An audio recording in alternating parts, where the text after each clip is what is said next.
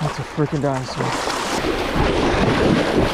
What is going on, guys? So this video, I'm going to be telling y'all everything y'all need to know in order to catch some giant alligator gar. Say you got your rods, your reels, your heavy braided line, and you're ready to go catch one of these dinosaurs, but you're not sure how to do so. So this video, I'm kind of telling y'all in real time as I'm going through the process of catching these massive fish, what to do and why to do it in order to successfully catch these giants. So hope this helps and I hope y'all enjoy. Here we have a very large common carp. Now this is definitely one of the alligator gar's favorite foods, along with tilapia, mullet, gizzard shad, even saltwater catfish. You know, bloody bait is good as well, so I want to cut that up. And here I'm using a 1/0 owner gorilla live bait hook with 550-pound braid as a leader, connected with rigging floss. Is a perfect rig for alligator gar because not only is it super strong and supple, but it allows the fish to live if the bait is for whatever reason swallowed. You know, alligator gar have a very bony mouth, so it does happen. So you want to make sure that fish has as much chance as possible to live.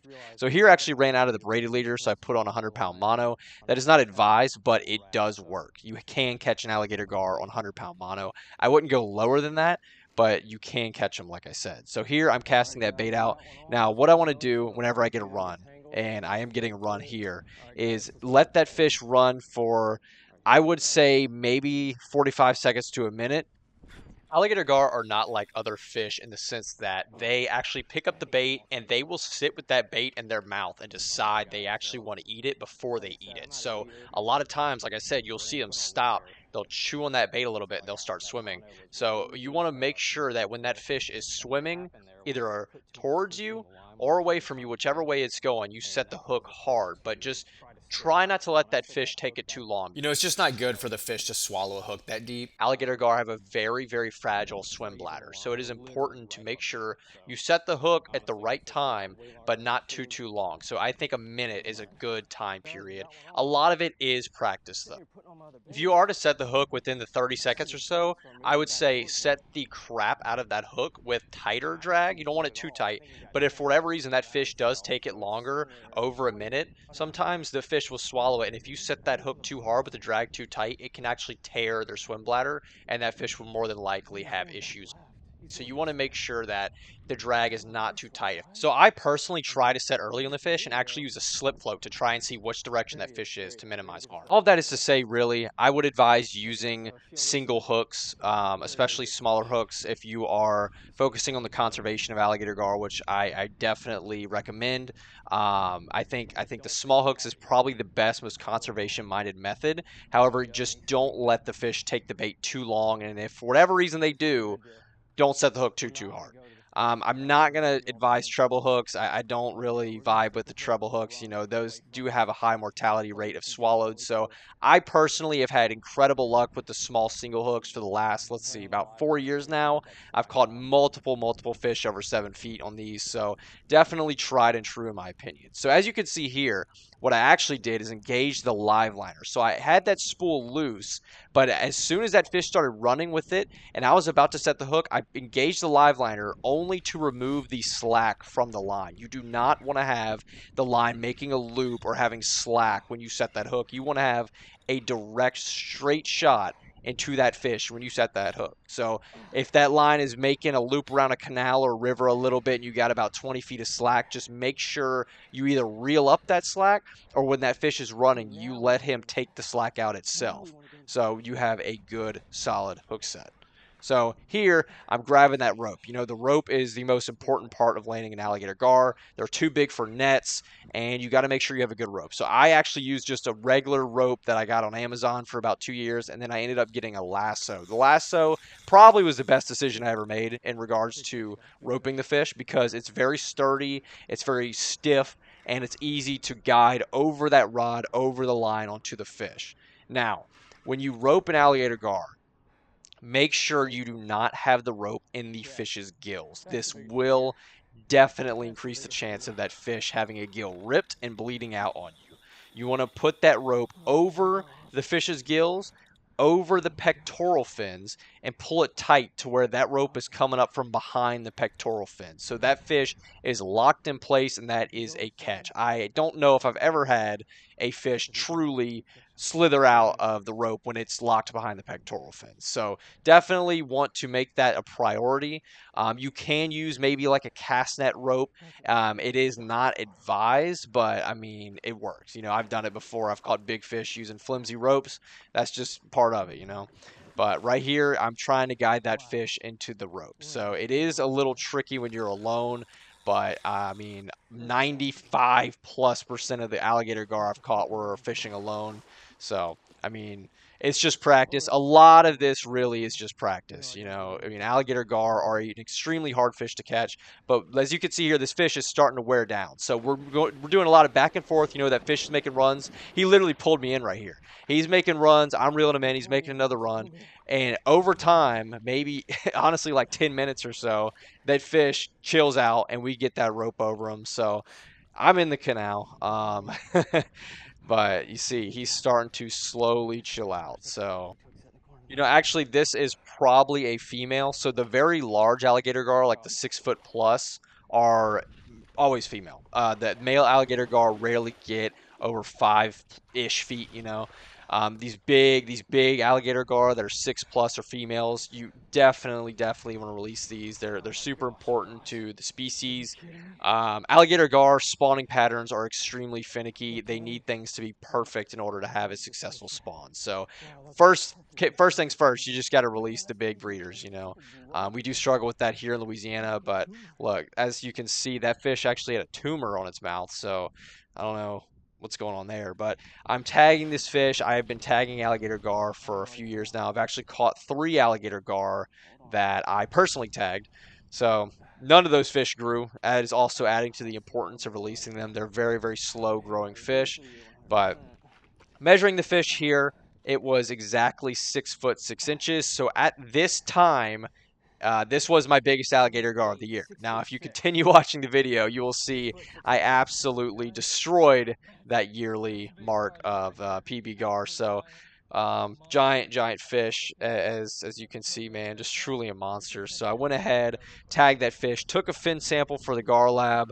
I was reached out to take these. So this fish was definitely a 30+-year-old fish. Once alligator gar get to about 7-ish feet, they're usually older than 40 years old.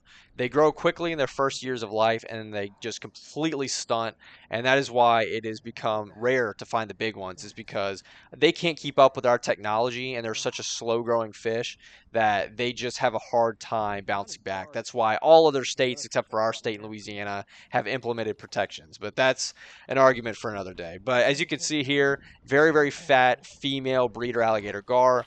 And if you're wondering why I took this fish out of the water for about a minute or so, it is just simply just to tag it and get fin samples and get the hook out and whatnot. However, alligator gar do have a swim bladder that allows them to breathe air. So particularly in areas that I fish, there's very low oxygen in the water, and that gives away the alligator gar's position. They come up and gulp air, and then they go back down. So that's honestly how I see a lot of the gar that I catch. But and here actually I'm catching a carp. So one thing I've started doing and tried to make a priority is catching bait while I'm gar fishing. Bait is scarce. Like the turtles in Louisiana are ridiculous, and so they tear up a lot of bait. So I always want to have bait on hand. But that's pretty much it. I'm going to stop talking here and show y'all this fish. This was actually a tagged fish that I caught last year, and then I just recaught. It absolutely was just a behemoth of a fish. It made that first fish look like a baby. So I'm going to stop talking and let y'all watch this. Here we go, guys. Here we go.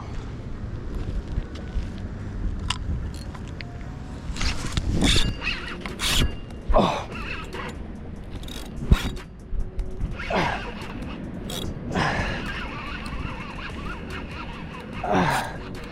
Come on, baby. Come on. Come on. Come on. Oh no, he's big. He's big. He's big.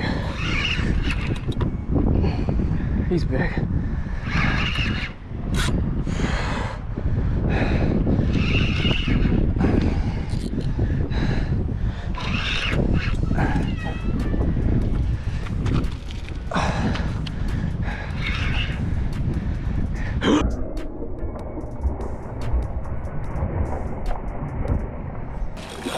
my gosh. Oh my gosh. Oh my gosh.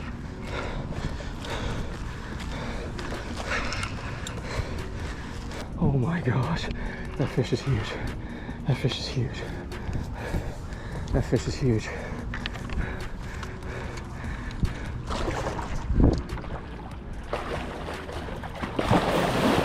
That fish is huge.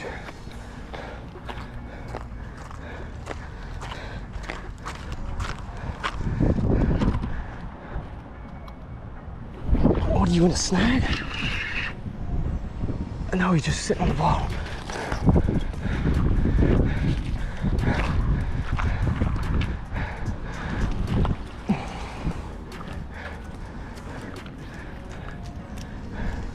Golly, that's a big fish.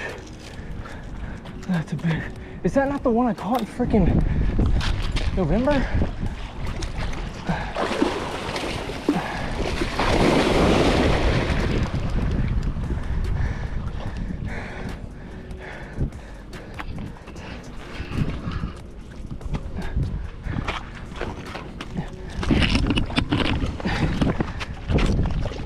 Huge. Guys, that's huge. That's huge. That's huge.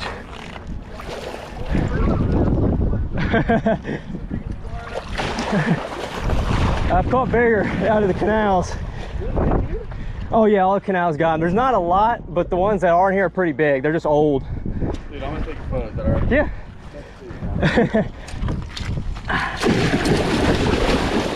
If I can get them.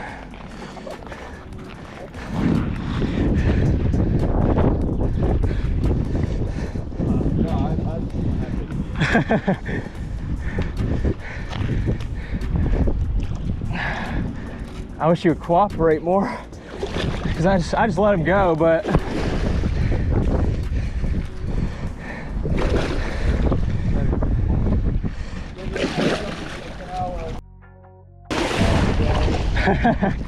oh yeah, there's some big ones.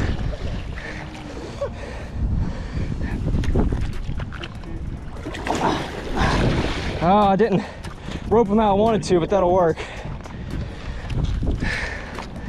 Yeah, that's probably a 40-year-old fish. Actually, tag him and let him go. Oh yeah? Yeah. Have a good one. You too.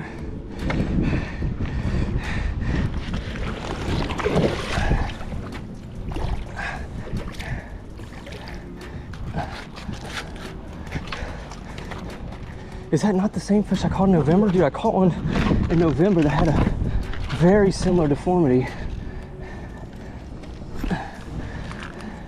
Guys, that's absolutely the biggest fish of the year, without a doubt. I need to find a way to get this freaking rope around his pectoral fins, but I might not need to. I don't know. Let's see if I can pull him up like this. Oh my gosh, that fish is massive, guys. That fish is massive. That might be a 7. That might be a 7.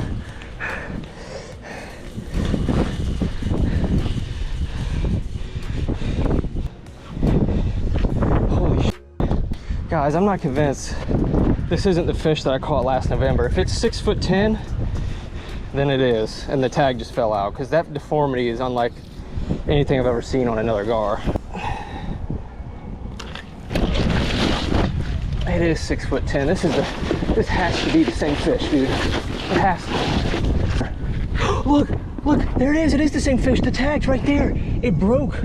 Look, that's the tag. It freaking broke. What the heck? That's insane. Okay, guys, what a fish. I think my 3rd tagged GAR. Absolutely unreal. Freaking dinosaur, man. Absolute behemoth. Tag is still in there. Hasn't grown an inch, obviously. This fish probably won't grow for another 5-10 years. They grow extremely slow. All right, let's get the hook out again. Let's hope the tag stays this time. Let's get this hook out of you, buddy.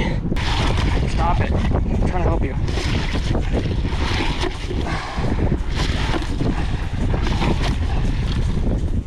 Look guys, and the fin sample that I took in November is still missing. I still have it in my freezer. It is unreal. There we go. All right, buddy. Let's see if we can get this rope. All right, let's see if we can get it out of his mouth. He's about to freak out, I know it. Dude, I just knew there was no way that was not the same fish. I just knew there was absolutely no way with that deformity. He was a lot darker when I caught him last time.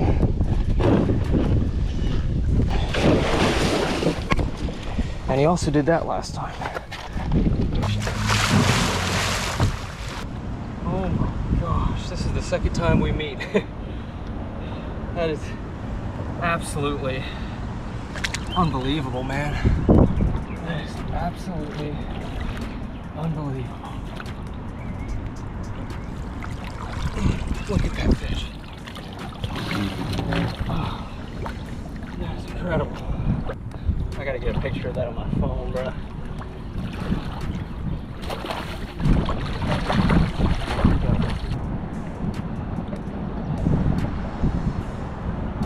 He's got cataracts. He must be old. Or she. This is definitely a female.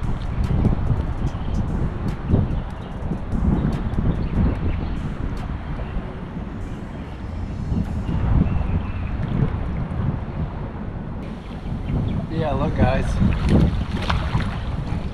look at this tail where I did the fin sample last November.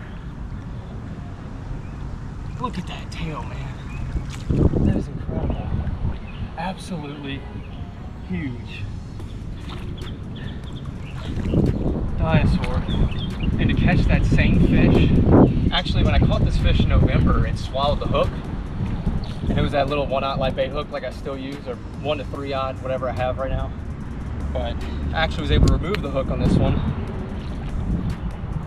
So, don't know how this fish got rid of that tag. Well, the majority of it, you can still see it in there, which is crazy.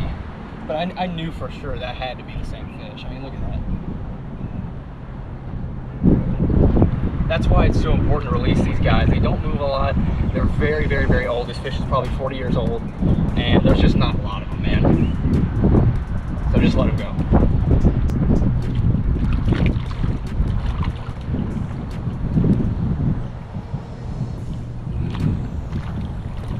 Let's go. Hell of a release too, man. Let's freaking go. Let's get out of here. Alrighty guys, that does it. Wow, absolutely the best day of fishing of the year, and to catch a fish that I've already tagged is just surreal. That just goes to show, like I said, these fish don't really move. They are just ancient. It's really important to protect them. As you guys probably know from my videos, I have a strong passion for protecting our wildlife, especially these dinosaurs. And honestly, I never really knew anything about these fish growing up, but I grew up on a bayou that had a lot of them, and there was really nobody else fishing. So to me, they were just fish. They weren't trash fish, they weren't game fish, they were just fish. And to see how people treat them kind of lit a fire in me to spread just the truth about them. And there's a lot of misconceptions that these fish are not good or they're invasive, which is absolutely the opposite of the truth. They're very much native and important.